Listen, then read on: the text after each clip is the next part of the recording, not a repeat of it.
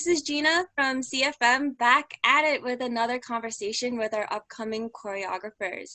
So just for our newcomers, for those who are new to CFM is just a network, a community of all different types of creatives. And so we started off with dance. We have a dance workshop for the duration of the summer. We have a couple coming up. I'll explain that a little later, but we do have one coming up with some special guests. Here with me, I have Deb and Sean, who are going to be teaching at our upcoming workshop on the 25th. Yes, July 25th. That is a Saturday. It will be held through Zoom, and registration, the link is online, so you can find that in our bio. So yeah, with that being said, here are Deb and Sean. Thank you guys so much for joining me on this short conversation. Thanks for having us. Yeah, hi. I guess just to start us off, this is always a fun question to ask because everyone has their own stories, everyone has their own experiences. But yeah, and I love to hear how other creatives how they got into the art into the first place. And so first question I wanted to ask you guys was, what sparked your interest in dance and what took you to the next level to pursue it a little further? Anyone can start. Okay. So how I started dancing was I'm right now a junior in college, but back in freshman year of high school, my high school has a event called Multicultural Day. So that presented a lot of, mostly Asian ethnic culture clubs. So allowed to create a dance routine and present it to the whole school throughout a whole day. So freshman year, I joined up a Filipino culture club and just joined that just because I'm Filipino. I really wanted to express my culture and try to find myself through that way. And they really express it through dance, such as tinikling, which is, if you've ever seen it, it's like with the sticks and all that. So did that, like yeah. So I did a lot of that, but mostly a lot of the leaders there that was trying to teach the dance routine were really into a lot of a little bit new dancing styles back then, which was tutting, a lot of like the very straight Tory movement and all that. So they taught a lot of that, and I got a lot of inspiration from them, and I was really motivated to start learning dance from them specifically. It's not until sophomore year where really sparked my interest for choreography and learning like dance and all that, because I was asked to join a club called Breakdance Club, which performs on Multicultural Day, but although it isn't counted as like what you think would be like an ethnic culture, but rather like hip hop culture, right? What does Breakdance Club do? Oh, breakdance. Breakdance? Yes, of course they breakdance. What's funny about this year is that what got me into dancing was not just the breakdancing, but it was the freestyle aspect, because what was different about them is that everyone in the club knew how to freestyle. That was like the main aspect against everyone else. Everyone wanted choreography and all that, but Breakdance Club was different in that aspect through freestyle. And it was weirdly enough that the president at the time, he was actually more into kinjas more than he was into breakdancing. So he actually taught a lot of like kinjas choreo to us. And that sparked to me the most because, like, I don't know, I was a very like physical type dancer fellow, so I wasn't like the strongest in breakdancing, but learning something like the isolations that the kinjas did, like the all that, I was more interested in that because that was something that was more according to my body type and something that just made a little bit more sense to me. So that's really what started like me getting seriously into it, because after that year I started watching more videos of like California dance teams, and I was always like trying like or thinking of the ideas like, yo, I want to be part of like that like California dance team, or be part of that mega team, and do competitions. And so that's when I looked out into my future in senior year, where can I go in college to really seek out for that dance experience? That was my main reason why I actually went to college, or specifically Rutgers, because I had some friends at Rutgers that showed me like, yo, okay, you don't have the money to California, or you don't have the opportunity, then you can go up to Rutgers because it's near a lot of dance teams in the New Jersey community that has those opportunities, such as like Prelude or something like that. So yeah, that's when I got into college. Finally, I chose Rutgers to get seriously into dance. I joined a beginners team called Verse One. It's very beginner friendly. It's really just for anyone who want to start getting into dancing or want to get a footstone into the community. And I looked at more getting footstone into community. So yeah, but basically all from high school, just watching inspiration of California teams and like Kansas and all that. That was like my main inspiration and what really made me want to like bring dance into my life. Wow. I love how like one thing just kind of led to another. You know, it's not like you expected to watch choreography at a breakdancing club. Yeah. That's Yeah. pretty awesome. Thanks for sharing. Were they doing their job then? Okay, they were, the people who wanted to keep up, maintain the culture were, but as slowly as like we got more into Kansas court, it became more choreography club than it became like breakdance. So I soon became like president of the club, but I didn't do the club its title justice because at the time when I got into it, I literally just did not do breakdancing. So I I would have to agree with Usually, that. I feel like that's like an unspoken rule. Usually, the breakdance club president is never a breakdancer. That's kind of true. Kind of true. No, I'm just teasing. That's So did he learn like Kinja's like the actual choreo and then teach it? No, so no, he didn't learn it directly from new choreographers. It was just based off watching a video. We just Yes. watched the video as much as we can and see what we can take from it. That's awesome though. That's so awesome. I mean, that's one way to learn dancing, right? No, of People just course. learn off of YouTube. Yeah, that's just like similar to like K-pop covers. Like you just watch the dance when the music video comes out and you just do whatever you can to imitate it and all that. Right. Right.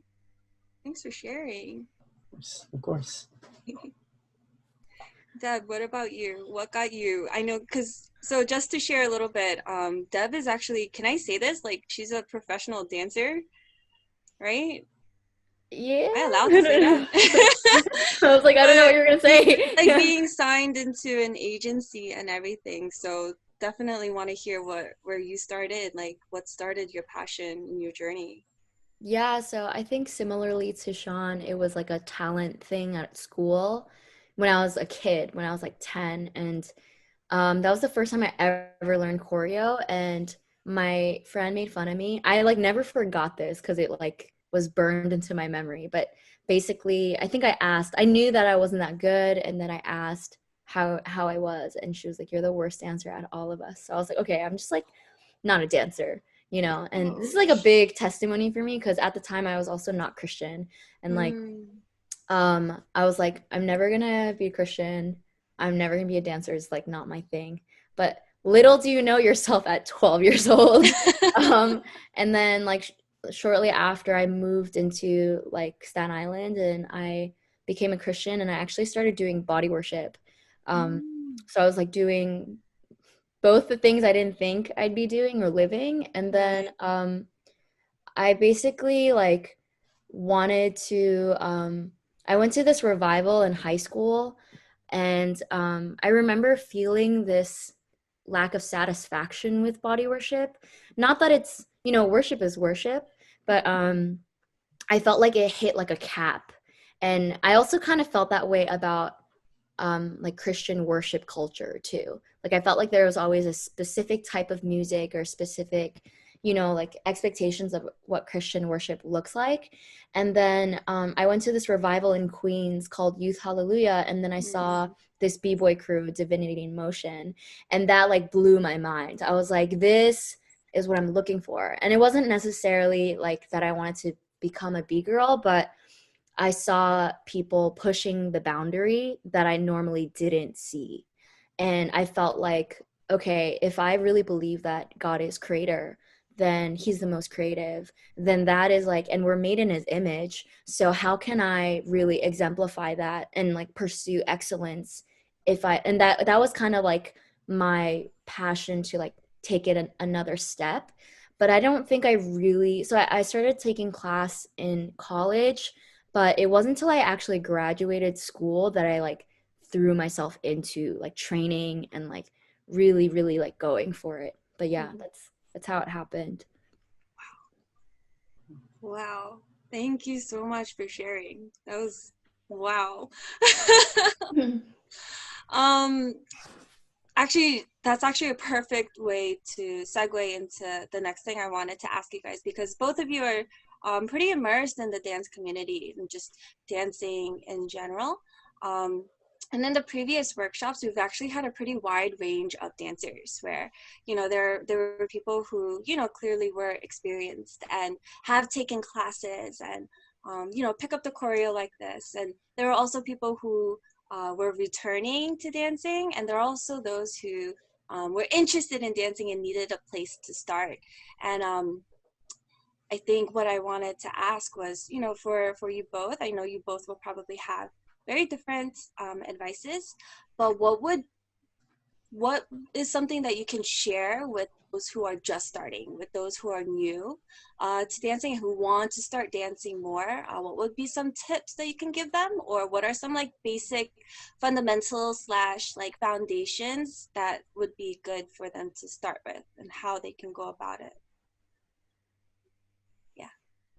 I believe for that aspect is definitely just surround yourself around community that also wants to learn.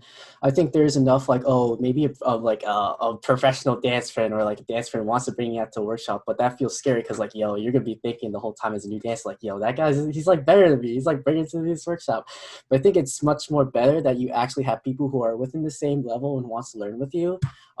Because that's in the sense you're now in the same position, you go through it together, and now you not only have a peer but also a peer within dancing. I think that's very important to have those resources together, because you now have that person who is the same feat but have the same motivation, right? That's just like the minimum, and that's definitely just next step is just take whatever class you can, because obviously you can go and take the beginners foundations and all that, but at least like whatever class that seems to spark to you, that will offer enough at least for you to give resources and what you should work on and what you want to be aiming towards, and that will really give you not only just a foundation as a dancer and maybe stylistic on what style you want to have. So, yeah. Right. That's definitely a good place to start, especially when you find that class where it's like, oh, this is more my style. You can kind of go deeper into that. Well, that's so good. Mm-hmm. I definitely think community is so important in like anything that we do. Like, and when I think about when I first started taking class, I think the thing I would like want to say to someone who might be newer to it is I had so much fear, and I still do. I think like it goes with anyone in the field, no matter what level. A lot of the insecurities you think of are things that are like an ongoing struggle, no matter what level or like stage you're at.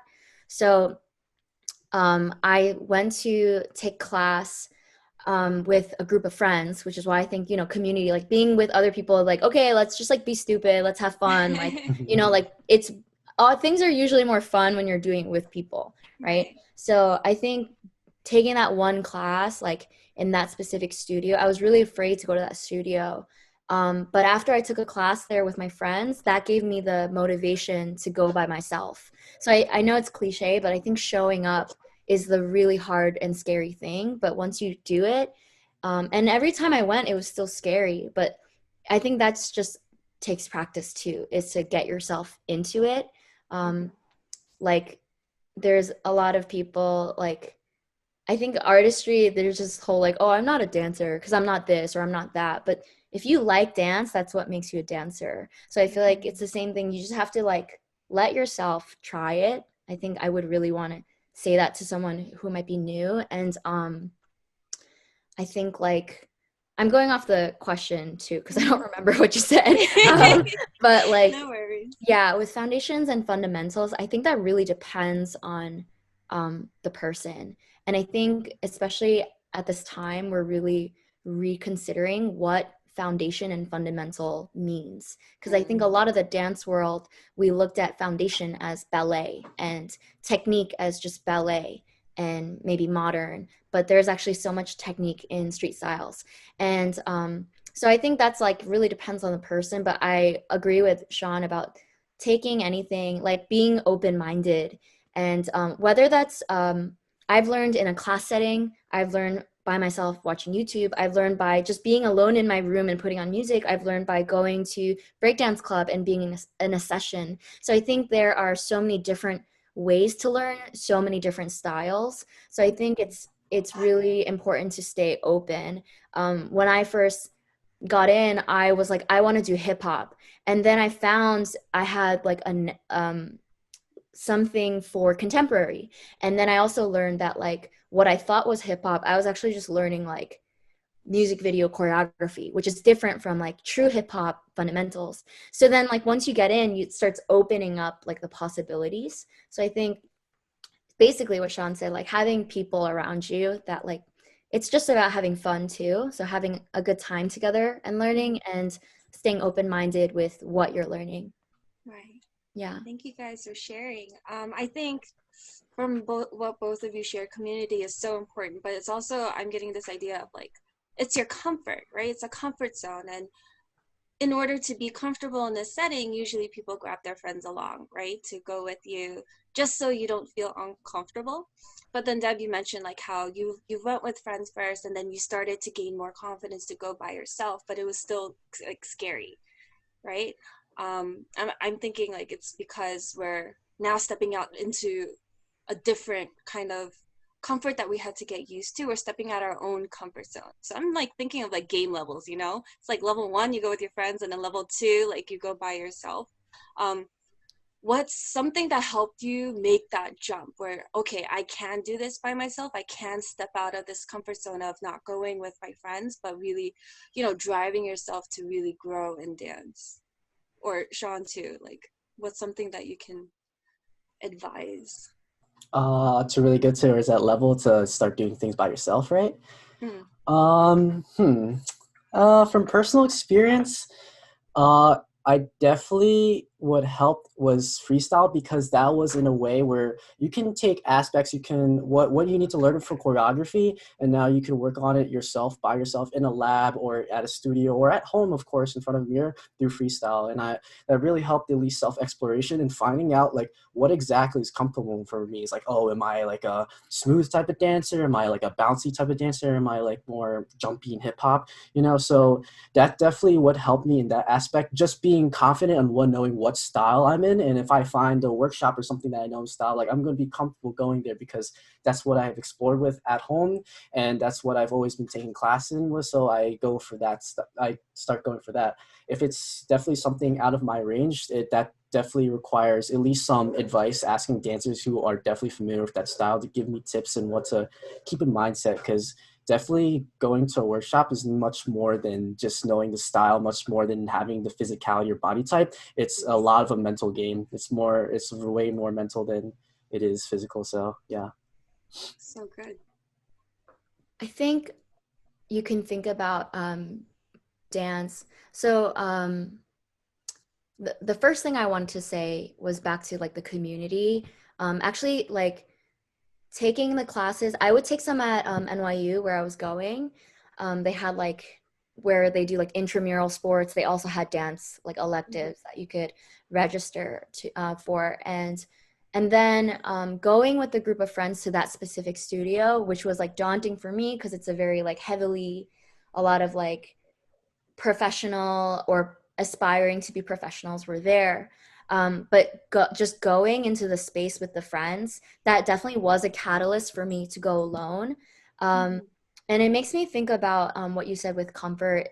It just kind of makes me think about what church community or any community really should be about is you want to be somewhere where you feel safe, but you're also safe enough to go out of your comfort zone, if that makes sense. Like Yeah. there's room for grace in any learning process.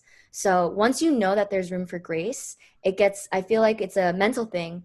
Like Sean's saying, like, I think it's such a mind over matter thing of like, once you know you're allowed to like grow, that's what class is or learning is, then you start learning to like dip your feet in. And, I think it's always going to have a fear factor to it, but starting with the foundation of, do you know that you're allowed to mess up? Do you know that there's room for grace and there's room for growth? So it's okay if you look, I don't know, however you look, And the other thing I wanted to say is I think about dance, the way dance classes or learning the same as you learn in school.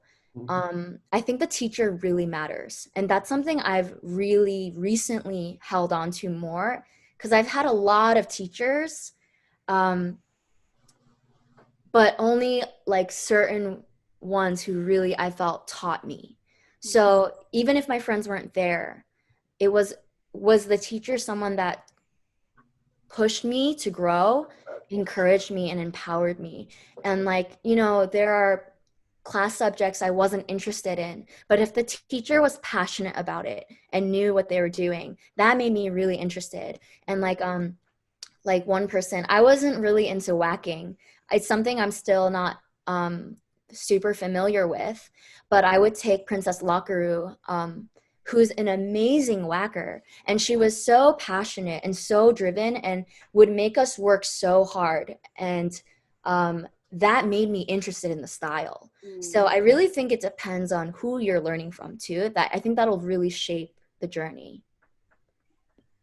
That was so good. I just want to like go back to what you were saying about grace, right? Having grace for yourself, because I think in any aspect in life too, people forget, about grace.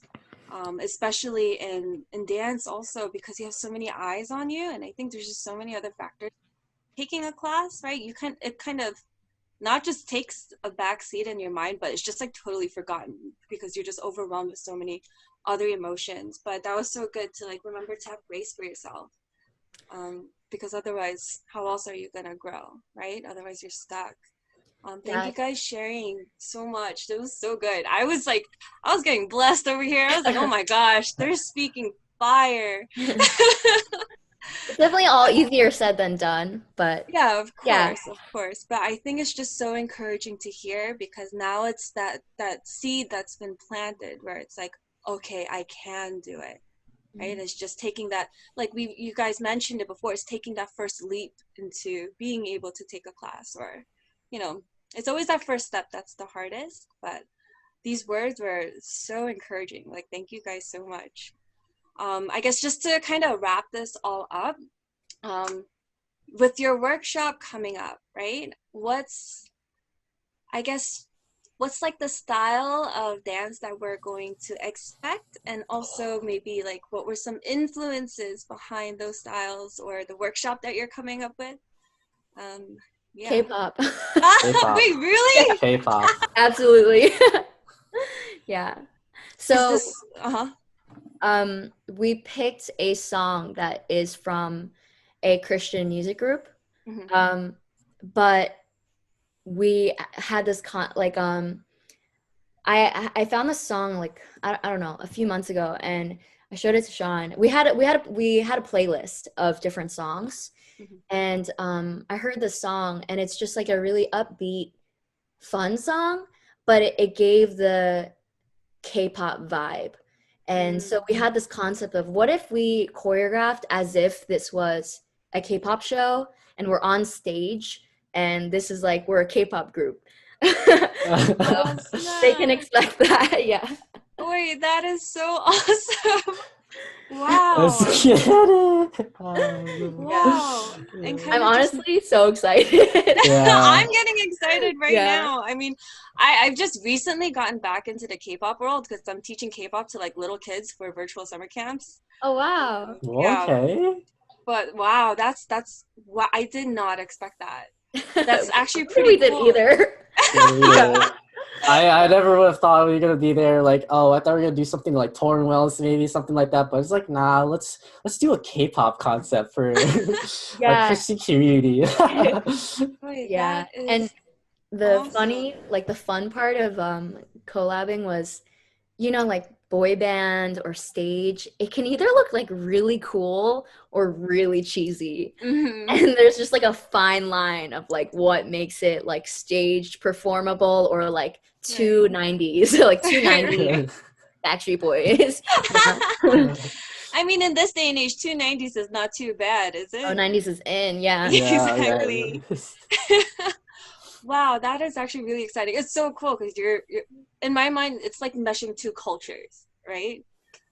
K-pop Yeah. and dance. That's wow. It's also really interesting. This is the second time Sean and I have collabed, but it's always interesting. Like, I low-key sometimes, like during this one, I got nervous because our playlist, like our music was kind of all over the place, and our styles are definitely not the same. Like, I don't think we dance similarly, But the piece we made before, actually the piece we made before was like a Korean like couple piece. Yeah. So it's interesting to see how I feel like we're very different, but when we work together, something just like happens. There's Yeah. always like that concept, the cheesy concept we want to go off of, which is nice. Oh, the K-pop, yeah. We're like, we're still staying on the Korean side, K-pop. I mean, that's awesome. I mean, as long as you guys are having fun, right?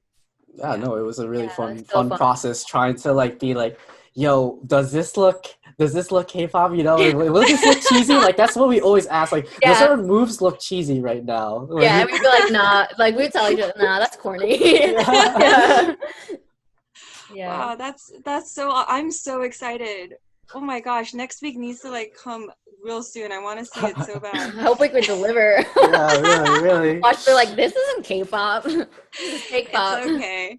Like you guys were sharing, it's what you learn and then you make it into your own, right? So you should encourage them, like make it into K-pop if it doesn't look like K-pop to you, you know? Yeah. Wow, thank you guys so much for everything you shared. This was so good. I just wanted to share, I guess, with the audience on how to register for your workshop, your K-pop workshop that's coming up. Just kidding, all jokes. Please don't take me seriously. Yes, so yeah, the workshop is coming up on the 25th. It's a Saturday. It will be held through Zoom. You can register through the registration link that's on our Instagram bio. Our Instagram is cfm.nyc. You can also find these guys on there as well. And I believe that's it. Yeah, just find our registration link. We'll see you on Saturday, the 25th. On Saturday. Thank you guys so much.